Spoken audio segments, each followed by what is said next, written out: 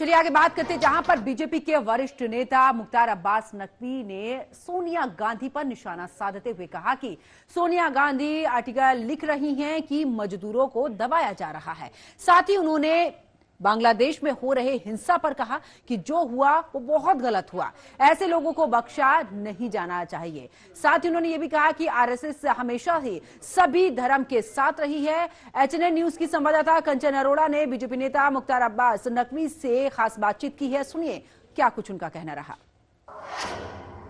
बात करेंगे बीजेपी के वरिष्ठ नेता और पूर्व केंद्रीय मंत्री मुख्तार अब्बास नकवी हमारे साथ मौजूद हैं। नकवी जी, जिस तरीके से जी राम जी बिल आया उसको लेकर के अब कांग्रेस की वरिष्ठ नेता हैं सोनिया गांधी, उन्होंने आर्टिकल लिखा और कहा कि लोगों को, मजदूरों को इससे दबाया जा रहा है। तो ऐसा है कि कांग्रेस बकैती का धुरंधर और बंटाधारी सिकंदर बनने के चक्कर में एक ऐसी नॉन परफॉर्मिंग एसेट बनती जा रही है जिसका अंदर कोई भाव नहीं रह गया है, बाहर कोई मूल नहीं रह गया है। आप हर नकारात्मक चीज़ों को करेंगे और सकारात्मक चीज़ों पर नकारात्मकता का तड़का लगाने की कोशिश करेंगे तो उसका नतीजा है कि आप जमीन से छू बंतर होते जा रहे हैं।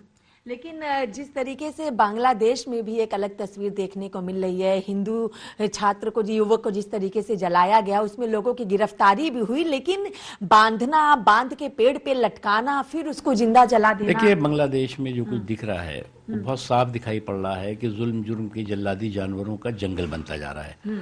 और जो देश जो है वो जुल्म जुर्म के जल्लादी जानवरों का जंगल बन रहा हो, ऐसे जुल्म जुर्म के जल्लादी जानवरों को जमींदोज होना जरूरी है।